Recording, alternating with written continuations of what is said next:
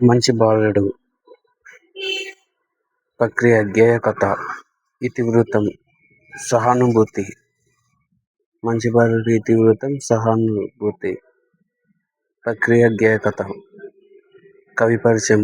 ఆలూరి బైరాగి. కాలం 5/11/1925 నుంచి 1978 9వ నెల 9వ తేదీ వరకు. రచనలు: 1. చీకటి మేడలు, 2. నూతిలో గోతులు, 3. అగమగీతి, దివ్య భవనం. రచనలు: 4. చీకటి మేడలు, నూతిలో గోతులు, అగమగీతి, దివ్య భవనం. ఉద్దేశం: మంచి బాలుడు యొక్క పాఠం యొక్క ఉద్దేశం కష్టాలలో ఉన్న వారికి సహాయం చేయని మనిషి జీవితం వ్యర్థం అని తెలియజేయడమే ఈ పాఠం యొక్క ఉద్దేశం. మంచి బాలుడి ఉద్దేశం కష్టాలలో ఉన్న వారికి సాయం చేయని మనిషికి జీవితం వ్యర్థం అని తెలియజేయడమే ఈ పాఠం యొక్క ఉద్దేశం. విశేషాలు: 20వ శతాబ్దపు అగ్రశ్రేణి తెలుగు కవులలో ఆలూరి బైరాగి ఒకరు. 20వ శతాబ్దంలో అగ్రశ్రేణి తెలుగు కవులలో ఆలూరి బైరాగి ఒకరు. మానవుడి అస్తిత్వ వేదనని కవిత్వంగా వెలువరించిన కవి ఆలూరి బైరాగి. మానవుడి అస్తిత్వ వేదనని కవిత్వంగా వెలువరించిన కవి ఆలూరి బైరాగి. అగమగీతి రచనకు కేంద్ర సాహిత్య అకాడమీ అవార్డు పొందారు. కేంద్ర సాహిత్య అకాడమీ అవార్డు. అగమగీతి రచనకు కేంద్ర సాహిత్య అకాడమీ అవార్డు పొందారు. మంచి బాలుడు పాఠంలోని పాత్రలు: ముసలమ్మ, బడి పిల్లలు. పాత్రలు: మంచి బాలుని పాఠ్యాంశంలోని పాత్రలు వచ్చేసి ముసలమ్మ, బడి పిల్లలు. జోరు వానలో గడగడ వణుకుతూ నడుస్తున్నది ఎవరు? ఒక ముసలమ్మ. జోరు వానలో గడగడ వణుకుతూ నడుస్తున్నది ఎవరు? ముసలమ్మ. ముసలమ్మను చేపట్టుకుని రోడ్డు దాటించిన ఆమెను వాళ్ళ ఇంటి దగ్గర దిగపెట్టినవాడు మంచి బాలుడు. రోడ్డు దాటించి ఇంటి వద్దకు దిగవచ్చిన మంచి బాలుడు. స్నేహితురాలు ఆ ముసలమ్మ కూడా మరి ఒకరికి అమ్మేదని ఆలోచించారా అన్న వాక్యంతో పాఠ్యాంశాలు మంచి బాలుడు. దుర్బలులను సాయం చేయని ఎడల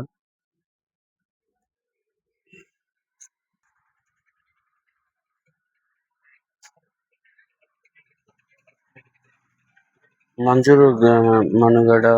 ఈ వాక్యం గల పాఠ్యాంశం మంచి బాలుడు. స్నేహితురాల ఆ ముసలమ్మ కూడా మరి ఒకరికి అమ్మే అని ఆలోచించారా అన్న వాక్యం గల పాఠ్యాంశం మంచి బాలుడు. దుర్బలులకు సాయం చేయని ఎడల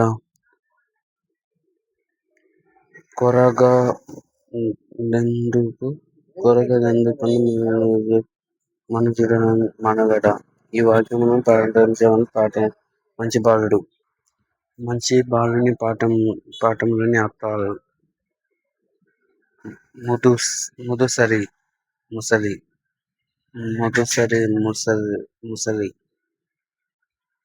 మనుజుడు మనిషి. వీధులు, బజారులు, త్రోవ, దారి. వీధులు అంటే బజారులు, త్రోవ, దారి.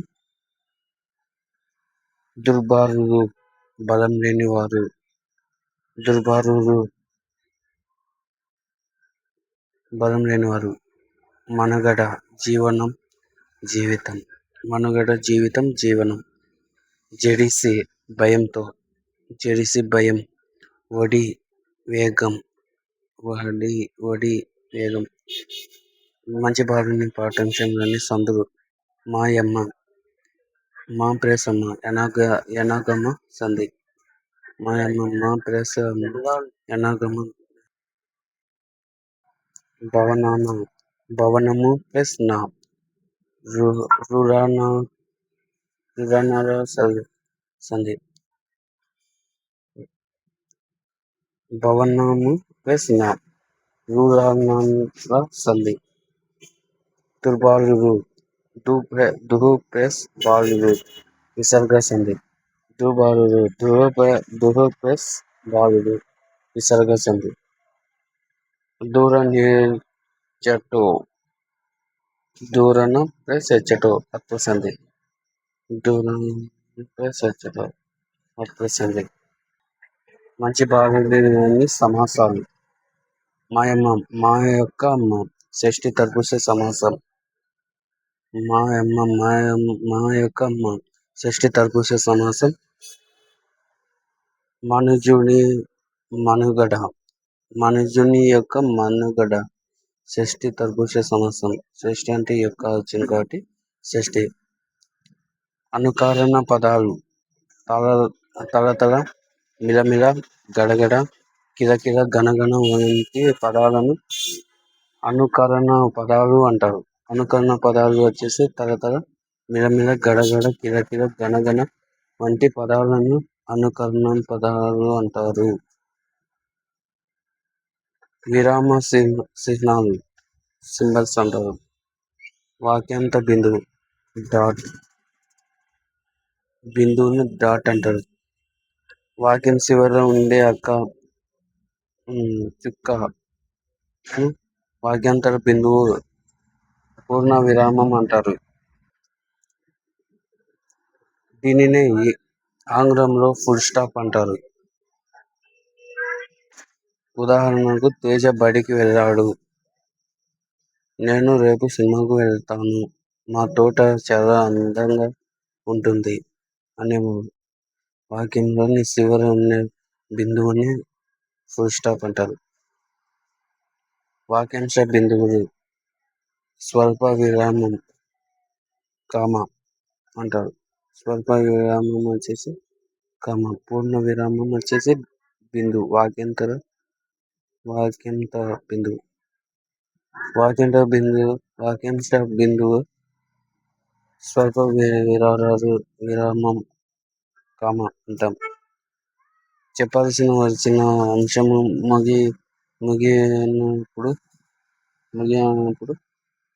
అయిపోయినప్పుడు అసమాపక క్రియలు వాడి వాక్యమును పూర్తి గాని విషయం గాని తెలుసుకోవడానికి స్వల్ప విరామం కామను ఉపయోగిస్తాము. చెప్పవలసిన అంశమును ముగియనప్పుడు అసమాపక క్రియలను వాడి వాక్యాలను పూర్తిగా గాని విషయాలను తెలుపడానికి స్వల్ప విరామం అంటారు. కామను ఉపయోగిస్తారు. ఉదాహరణ రాముడు అంజి జగ్గు చిన్న స్నేహితులు. ఈసాపు పాట.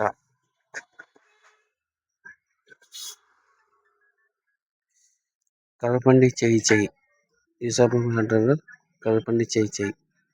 కవి దేవులపల్లి వెంకట కృష్ణ శాస్త్రి. కాలం 1/11/1897. 24/2/1980.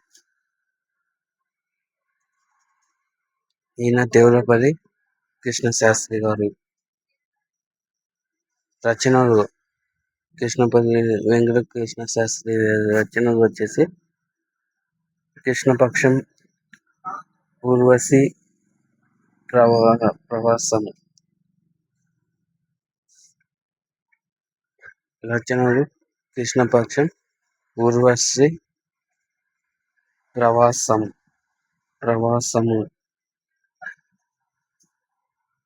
దేవులపల్లి కృష్ణ శాస్త్రి గారి రచనలు కృష్ణపక్షం, ఊర్వశి, ప్రవాసము. కవిత్వ లక్షణాలు అక్షరరమ్యత, భావన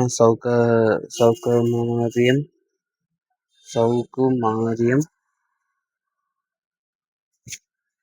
శబ్ద సంస్కారం. మూడవది శబ్ద సంస్కారం. కవిత లక్షణాలు అక్షరరమ్యత, భావన సౌకుమార్యం, శబ్ద సంస్కారం.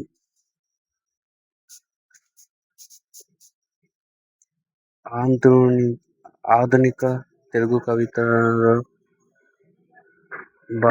భావ కవిత్వ యుగానికి తలుపులు తెరిచిన అచ్చమైన తెలుగు కవి దేవులపల్లి వెంకట కృష్ణ శాస్త్రి. ఆధునిక తెలుగు కవిత్వంలో భావ కవిత్వ యుగానికి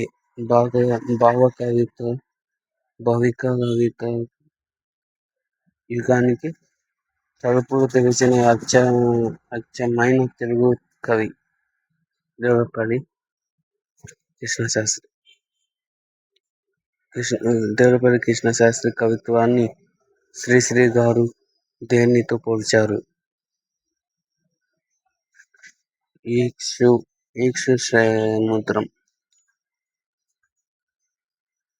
సముద్రంతో శ్రీశ్రీ గారు దేవులపల్లి కృష్ణశాస్త్రి కవిత్వాన్ని పోల్చడం జరిగింది. కలపండి చేయి చేయి కలపండి, 10 మంది భుజాలు భుజం కలపండి, చేయి చేయి కలపండి అన్న గేయం కవి ఎవరు? కృష్ణశాస్త్రి. దేవులపల్లి వెంకట కృష్ణశాస్త్రి. చేయి చేయి కలుపుదాం, 10 మంది భుజం భుజం కలపడం, చేయి చేయి కలపడం అన్న గేయ కవిత ఎవరు రచన? దేవులపల్లి కృష్ణశాస్త్రి. కలకత్తా, కాశ్మీరం, కాశీ, కన్యాకుమారి. కలిపేస్తాం రైలు దారి, కనకొన్న రహదారి అన్న గేయం కవి శ్రీకృష్ణ శాస్త్రి. దేవులపల్లి వెంకట కృష్ణ శాస్త్రి. కలకత్తా, కాశ్మీర్, కాశీ, కన్యాకుమారి. కలిపేస్తాం రైలు దారి, కన్నకున్న రహదారి అన్న గేయ కవి దేవులపల్లి వెంకట శ్రీకృష్ణుడు. ఐకమత్యంతో కలిసి పనిచేస్తే చేయలేని కార్యం లేదంటూ, కష్టంగా కాకుండా ఇష్టంగా భావిస్తే సాధించలేనిది అంటూ లేదంటూ కలపడం చేయి చేయి గేయం రాసిన దేవులపల్లి కృష్ణశాస్త్రి. ఐకమత్యంతో కలిసి పనిచేస్తే చేయలేని కార్యం లేదంటూ, కష్టంగా కాకుండా ఇష్టంగా భావిస్తే సాధించలేనిదేదీ లేదంటూ కలపండి చేయి చేయి గేయం రాసినది దేవులపల్లి వెంకట కృష్ణశాస్త్రి. ఈ మాసపు పాట ఇది చేయి చేయి కలపండి చేయి చేయి అన్నది ఈ మాసపు పాట. ఇప్పుడు బావిలో నీరు, ఈ ఈసాపు కథ. ఇది ఇప్పుడు వచ్చేది కథ చెప్పేది. ఈ కథ అక్బర్ బీర్బల్ కథలోని పాత్రలు: అక్బర్ రాజు, బీర్బల్ మంత్రి, రైతు, జమీందారుడు. పాత్రలు వచ్చేసి అక్బర్ రాజు, బీర్బల్ మంత్రి, రైతు, జమీందారుడు. 4. వాక్యాలు: నేను నీకు బావిని అమ్మను కానీ అందులోని నీళ్లను అమ్మలేదు అని అన్నది జమీందారుడు రైతులతో. నేను నీకు బావిని అమ్మాను కానీ అందులోని నీరు అమ్మలేదు అన్నది జమీందారు ఎవరితో? రైతుతో.